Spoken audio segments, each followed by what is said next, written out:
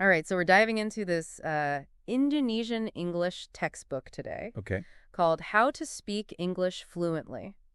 Sounds pretty straightforward. Yeah, you reached out and we're curious about some of the best ways to, become fluent in English. And, this book is interesting. It's not like your typical textbook. It combines pronunciation guides using phonetics and basic conversational phrases. Oh, cool. Dialogues you can practice with, and then they even sprinkle in some quizzes throughout. So it's kind of like a very interactive approach. It seems very hands-on, so we'll kind of take a look at it Okay. and uncover some of the techniques it uses to make learning English fun. Awesome. So it really jumps right into pronunciation Okay. with a big emphasis on vowel sounds. Mm-hmm. What I thought was interesting is it uses these specific pairings Okay. of long and short vowels. Okay. So beat versus bit, Okay. leave versus live, Ah, I see. to highlight those subtle differences. Yeah. I'm guessing this is especially helpful for Indonesian speakers. Yeah, you're absolutely right. I think those distinctions might not be as prominent in their native language. So by showing them those pairings side by side, it helps them to really recognize the difference. Yeah, and they even use the International Phonetic Alphabet symbols. Oh, wow. So you can really see how your mouth should be shaped. So that's really cool. For each of those. Yeah. But it's not just about seeing the symbols. Okay. They actually have you practice identifying the vowels, writing the IPA symbols. Wow. And matching words. Cool. With the correct sounds. So really drilling it in. Yeah, building that muscle memory from the get-go. Yeah, that's so important when you're learning pronunciation. But then they go beyond just the sounds. Yeah. They go right into conversations. And they use all these different dialogues to teach natural, everyday English. Cool. One thing I noticed is they're really careful to distinguish between formal and informal language. Okay. They'll show you how you would greet someone formally. Maybe, good morning, Dr. Stark. Right. Versus just a casual, hi, Dennis. Yeah. Then they have you practice using those greetings in different scenarios. Gotcha. I don't know. Why do you think they put so much emphasis on that? Well, I think that's such an important part of language learning because it's not just about the words themselves. It's about understanding the social context. Right. So, using the wrong level of formality can lead to awkwardness. Yeah, for sure. Or misunderstandings. Imagine you're meeting, the president or someone very important and you say, hey, what's up? Right. That would be a little strange. Yeah. So, yeah, I think they're really smart to emphasize that. Yeah, so it's not just about knowing the words. It's about using them in a way that, fits the situation. But the book doesn't stop at greetings. I see that they go on to, these real-world scenarios like grocery shopping. Wow. What stood out to you in those sections? Well, what I thought was really neat is that they've got this very specialized vocabulary list that's geared towards, that specific situation. So it goes beyond, just basic words like apple or banana. And it includes things like, unit just measurement. Okay. Like pint, quart, gallon, dozen, which are essential. You got to know those. You have to know those words when you're at the grocery store. Yeah, and I think it's so practical because it's one thing to memorize a vocabulary list, right? But it's another to know how to use it. Exactly. In a real-world scenario. Yeah. How many times have you studied the language and then you go to actually use it and you're like, wait, I don't actually know how to say this. And they don't just use words, right? They use visual aids like images of refrigerators or supermarket ads. Oh, that's cool. So you can really connect those words. Yeah, make that connection. To the actual object. Totally. It's like they're creating a mini immersive experience right in the textbook. Yeah, I love that. Which makes it way easier for learners to visualize the scenario and connect with the material. For sure. And then they go beyond just teaching individual words.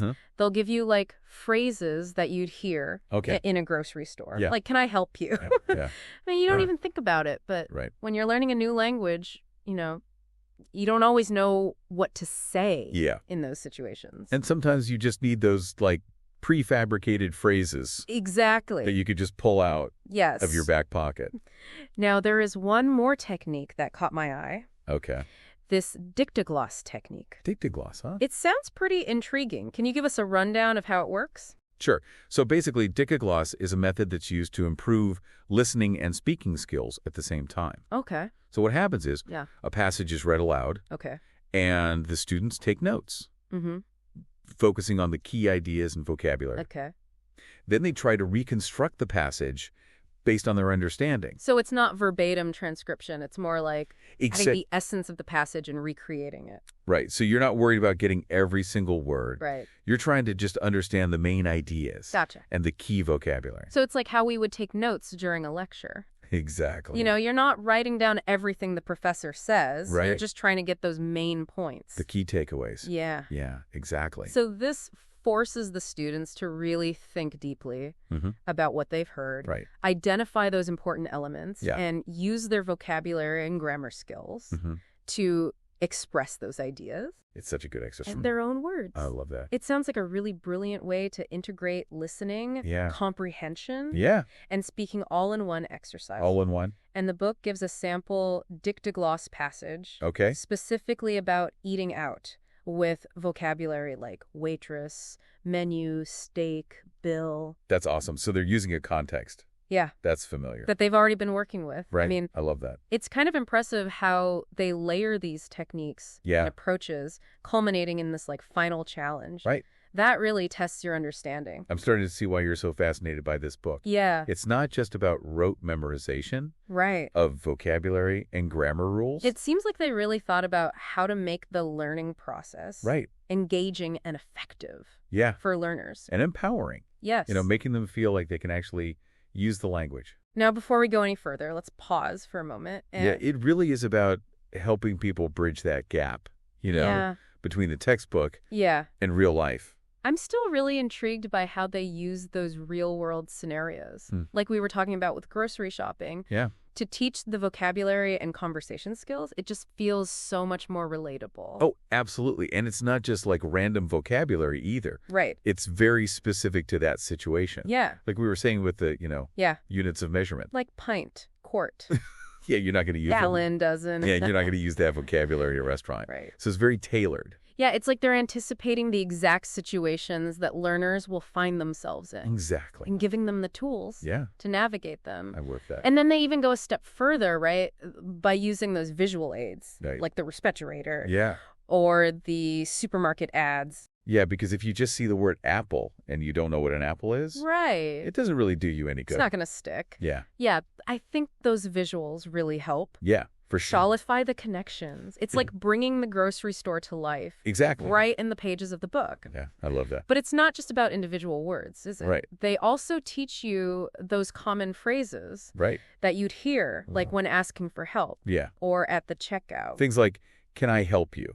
Or I'm looking for. Right. You know? I'm trying to think, what else would you say at a grocery store?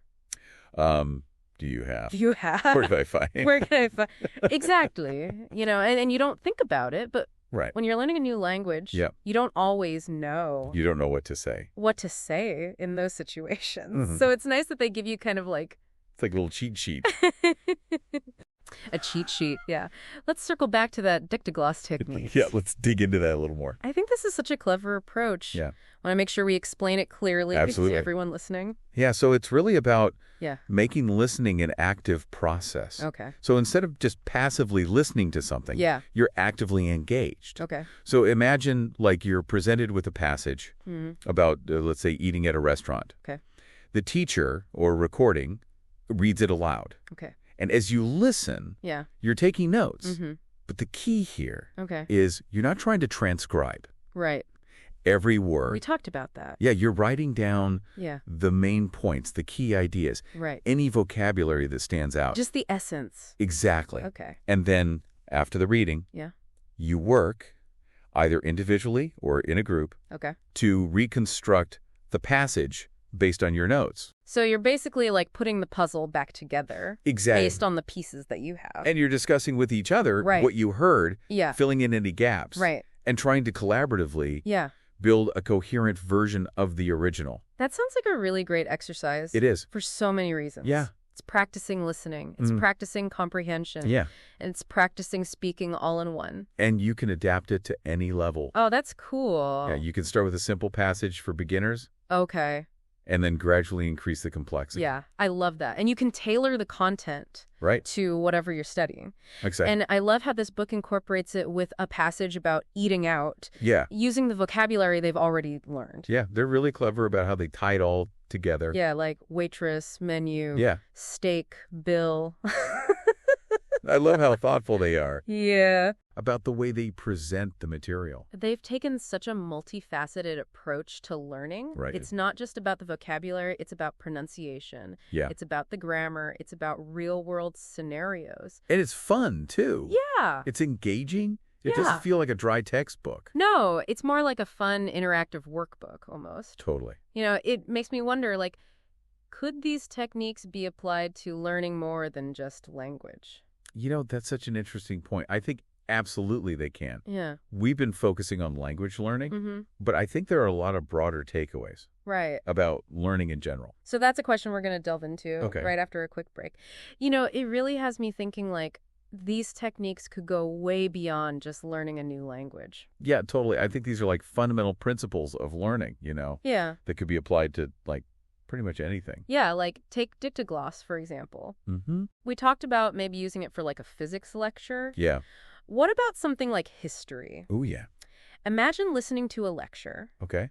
about the causes of World War I, Mm-hmm. taking notes on those key events and players, Yeah. and then trying to reconstruct that historical narrative Oh, that would be such a good exercise. in your own words. Yeah, you'd have to really think about, like, what were the most significant factors? Yeah. What were the connections Right. between all these different events? It's like turning history into a detective story. Totally. Where you have to piece together the clues. Yeah, and it's not just about memorizing facts, right? Right. You're actually developing Yeah. analytical and critical thinking skills. Which are so important Absolutely. for understanding history. And for life in general. Yeah. I mean, those are skills you could use For sure. in any field. Problem solving in the workplace. Yes. Making decisions in your personal life. Absolutely. This textbook. Yeah. With its focus on active learning, Mm-hmm. real-world application. Yes. And those creative techniques Mm-hmm. really gives us a blueprint for how we could approach learning anything. It's like shifting away from that passive absorption Right. that we're so used to. Right. I mean, sitting in a lecture, just absorbing information, Mm-hmm. and instead becoming